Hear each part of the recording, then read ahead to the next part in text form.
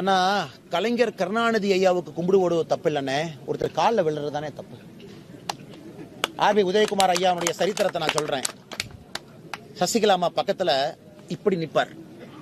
சசிகலாமா அப்படி நின்னாங்கன்னா, நல்லா படம் பிடிச்சிக்கங்கண்ணே. சசிகலாமா அப்படி நின்னாங்கன்னா அப்படியே 3 அடிக்கு முன்னாடி இப்படி நிப்பார். அந்த போட்டோ வீடியோ நான் காட்டுறேன்.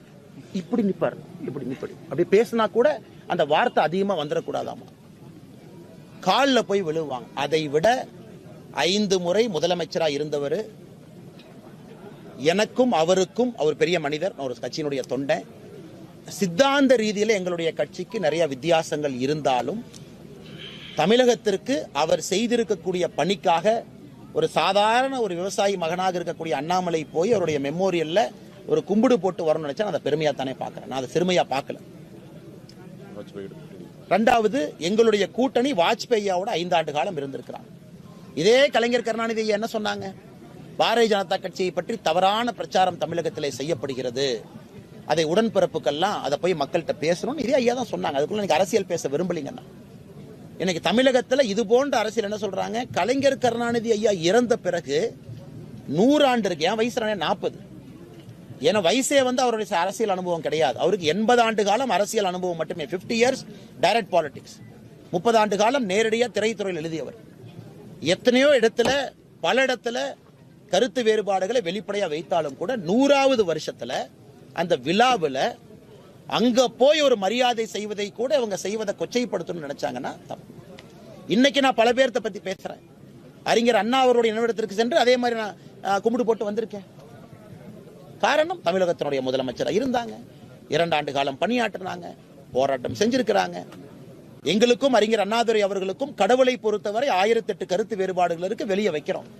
ஆனா தமிழகத்திற்காக பணி செஞ்சவங்களை போய் நீங்க பார்க்க கூடாதுன்னா எப்படி? புரட்சி தலைவி அம்மா அவர்களுக்கும் நான் மரியாதை செய்வேன். அது எப்படி இல்லைன்னு சொல்லுவீங்க? புரட்சி தலைவர் டாக்டர் எம்ஜிஆர் அவர்களை பத்தி சொல்லவே வேண்டாம். ஒரு மகான்.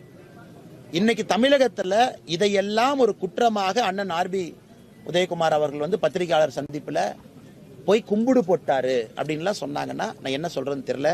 காலில் விழுகல, இப்படி பேசல, கூனி குறுகி நிக்கல, 3 அடி தள்ளி நிக்கல, கம்பீரமாக நடந்து போய் கம்பீரமாக 6 அடி இருக்கக்கூடிய நான் முதுகெலும்பு வளையாம வணக்கம் செலுத்தி விட்டு வந்திருக்கின்றேன். அதற்கு நான் பெருமைப்படுறேன். அதுக்கு நான் பெருமை பண்ணீங்க. அண்ணே, பத்திரிகையாளர் சந்திப்பு முடிச்சோன்னே ஐயாட்ட நான் பேசுறேன். லைவ் போதும், அதனால தாங்க ஐயா. கடந்த 1 மாசமாவே சார் இப்போ ஏடிஎம்கேவை தாக்குற அளவுக்கு திமுக தாக்குறது இல்லை. அதே போல கலைஞர் நாணயம் வெளியிட்டீங்களா? அவினாஷ் சசிகர் ஒரு பாராட்டு சொல்ற முதல்ல கொஞ்சம் இணக்கத்தை ஏற்படுத்த முயற்சி பண்றீங்களா? அண்ணா, நீங்க நான் உங்களை பத்திரிகையாளர்களை எப்பொழுதுமே அவங்கள ஒன்றும் தெரியாதுன்னு நினைக்கிற ஆள் நான் கிடையாதுங்க. உங்களுக்கு எல்லாம் தெரியும். எல்லாம் ஃபுல்லாக சுத்துறீங்க, அரசியல் கட்சிகளை பார்க்குறீங்க, தலைவருடைய பாடி லாங்குவேஜ் வச்சு கண்டுபிடிச்சிருவீங்க, யார் என்ன பேசலாம் தெரியும். அதனால உங்களை எப்பொழுதுமே அறிவாளிகளாக தான் நான் பேசுகிறேன். ஆனால் ஒரு விஷயத்தை நீங்கள் நல்லா பாருங்கண்ணா, திமுகவை பொறுத்தவரை தமிழகத்தில் இன்னைக்கு எதிர்க்கக்கூடிய ஒரு அரசியல் கட்சி, நான் ஸ்டாட்டிஸ்டிக்ஸில் சொல்கிறேன், பாரதிய ஜனதா கட்சி. ஆர்ப்பாட்டங்கள், போராட்டங்கள், கட்சியினுடைய தொண்டர்கள் எத்தனை பேர் சிறைக்கு போயிருக்கிறாங்க கணக்கெடுங்க. அதிமுகவை கணக்கெடுங்க. தலைவராக எடப்பாடி அண்ணனை என்னையும் கம்பேர் பண்ணுங்க. என் மீது போடப்பட்டிருக்கக்கூடிய வழக்குகளும் எடப்பாடி அண்ணன் மீது 3 வருடங்கள் போடப்பட்டிருக்கக்கூடிய வழக்குகளை பாருங்க. என் மீது போடப்பட்டிருக்கக்கூடிய கேஸை பாருங்க. உதாரணத்திற்கு ராஜ்நாத் சிங் ஐயா வரவேற்கிறதுக்கு நானும் இருந்த டிஆர் பால் அவர்கள் இருந்தாங்க. 2 பேரும் வரவேற்போம். டிஆர் பால் அண்ணன் அவர்கள் ராஜ்நாத் சிங்ஜியை பார்த்து என்ன சொன்னாங்கன்னா, என்னுடைய எதிரி அப்படின்னாரு. என்னை பார்த்து சிரிச்சுக்கிட்டே சொன்னார். நானும் சிரிச்சுட்டே சொன்னேன், ஆமாங்க ஐயா எதிரி. நாங்கள் 2 பேரும் கேஸ் மாற்றி மாற்றி போட்டிருக்கோம். அவர் என் மேலே 500 கோடி ரூபாய் மான நஷ்ட வழக்கு போட்டிருக்காரு, நான் 100 கோடி ரூபாய் போட்டிருக்கேன். கேஸ் நடந்துகிட்டு இருக்கு. இதில் அவர் ஜெயிக்கிறாரா நான் ஜெயிக்கிறான்னு பார்த்துருக்கேன். அவர் மேலே ஊழல் வழக்குக்காக நான் வெளியிட்டிருக்கேன். அவரும் என்ன எதிரின்னு சிரிச்சுட்டு சொன்னார், நானும் சிரிச்சுட்டு எதிரின்னு சொன்னேன். நாங்கள் எதிரி தான், அதுல எந்த மாற்றுக்கிறது இல்லை. வழக்கு நடக்கத்தான் போகுது. இருவரும் இன்னொருத்தர் மேல கேஸ் போட்டிருக்கோம். ஆர்எஸ் பாரதி அவர்கள் மேல கேஸ் போட்டிருக்காரு, நான் ஆர்எஸ் பாரதி மேல 1 கோடி ரூபாய்க்கு வழக்கு போட்டிருக்கேன். அது மாறப்போதா? மாற போறதில்லை. எதிரி தான். அதுல முதலமைச்சர் அவர்கள் எங்க தொலைபேசி மூலமாக வாங்குன்னு அழைக்கிறாங்க. நாங்க போயிட்டு வந்திருக்கோம். அதற்காக அவரை நான் கிரிட்டிசைஸ் பண்றதை நிறுத்த போறோம்னா, அவர் செய்யக்கூடிய தவறுகளை சுட்டி காட்டுறதை நிறுத்த போறோமா? இல்லை. அதனால நீங்க நல்லா புரிஞ்சுக்கலாம். டேட்டா வச்சு ஆர்கியூ பண்ணுங்க. இன்னைக்கு எடப்பாடி அண்ணன் சொல்றாங்கன்னா, எடப்பாடி அண்ணன் மேல எத்தனை அவதூறு வழக்கு? எடப்பாடி அண்ணன் மேல போட்ட வழக்கு ஆர்எஸ் பாரதி வித்ட்ரா பண்றாரு பாருங்க. என் மேல திமுக வழக்கு வித்ட்ரா பண்ணிருக்கா? அப்ப எடப்பாடி அண்டர்ஸ்டாண்டிங் போலி நடத்தமா? ஆர்எஸ் பாரதி அவங்க ஹைவே டெண்டர்ல சிபிஐ என்கொயரி கேட்கிறாரு. அவர் போட்ட வழக்க மர்மமான முறையில் ஆர்எஸ் பாரதி அவங்க வித்ட்ரா பண்றாங்க. கொடநாடு வழக்கு என்கொயரி எங்க போயிட்டு இருக்கு? அதை பத்தி ஏன் திமுக பேச? அதுக்குள்ள நான் போக விரும்பல. நேர்மையான பத்திரிகையாளர்களுக்கு உண்மை தெரியும்.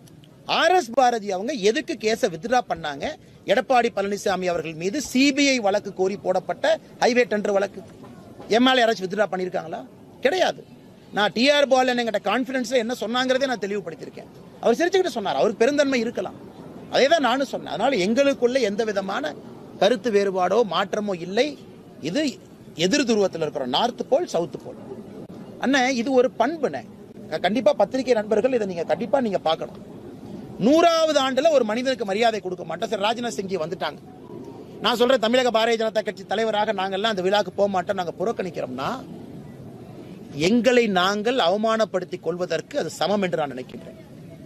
மம்தா பானர்ஜி வர்றாங்க, தனியார் நிகழ்ச்சிக்கு போறாங்க, கட்சி தலைவர் முன்னாள் கட்சி தலைவராக இருந்தவங்களுடைய இல்லத்துக்கு போறாங்க, ஆளுநரா இருக்கிறாங்க.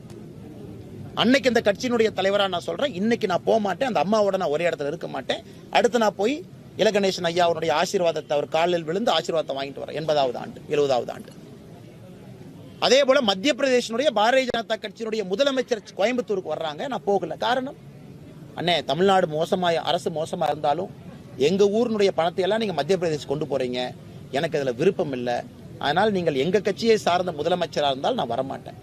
எல்லா இடத்திலும் இவங்க என்ன நினைக்கிறாங்கன்னா, தேசிய கட்சி, இவங்க அண்ணாமலை தேசிய கட்சி, ஏபி முருகானந்த தேசிய கட்சி, ஜி.கே. நாகராஜனா மலர்கொடி தேசிய கட்சி. தேசிய கட்சினா தமிழ்நாட்டை மறந்துடுவாங்க. இதுதான் அடிப்படை முட்டாள்தனம். தேசிய கட்சியிலிருந்து எங்கள் கட்சியினுடைய முதலமைச்சருடைய நிகழ்வை நான் புறக்கணிக்கிறேன். அதை பத்தி ஏன் எடப்பாடி நான் பேச மாட்டாங்க? கர்நாடகால பாரதிய ஜனதா கட்சியினுடைய அரசு மேகதாது அணையை கட்டுவோம் என்று சொன்ன பொழுது அவர்களை எதிர்த்து உண்ணாவிரதம் இருந்தோம். இந்தியாவில் இந்த காட்சியில எங்க பார்த்திருக்காங்க? அதை பத்தி ஏன் பேச மாட்டீங்க? தமிழ்நாட்டினுடைய நன்மையை நம்பர் 1 வச்சு வேலை செய்யறோம். கலைஞர் கருணாநிதி அவர்கள் 5 முறை முதலமைச்சராக இருக்கிறாங்க. அதனால எங்களுக்கு இருக்கக்கூடிய பிரச்சனைகள் எல்லாம் வெளிக்காட்டாம நாங்க போய் நின்றுட்டு வர்றோம், மரியாதை கொடுக்கிறோம். ராஜ்நாத் சிங் ஐயா வரும் பொழுது கட்சி சார்பாக, கட்சியின் சார்பாக வாங்கன்னு தான் நாங்க சொன்னோம். நோ அப்ஜெக்ஷன், நீங்க வந்துட்டு போங்க ஐயா, கலைஞர் கருணாநிதிக்காக செய்ய வேண்டிய கடமையை நாம் செய்வோம். இதையெல்லாம் எடப்பாடி எல்லாம் பேச மாட்டாங்க. பாதகம் செய்பவரை கண்டால் நாம் பயங்கொள்ளலாகாது பாப்பா, மோதி மிதித்து விடு பாப்பா, அவர் முகத்தில் உமிழ்ந்து விடு பாப்பா. அண்மை செய்திகளை உடனுக்குடன் தெரிந்து கொள்ள இணைந்திருங்கள் இயம்நாடு தொலைக்காட்சியுடன்.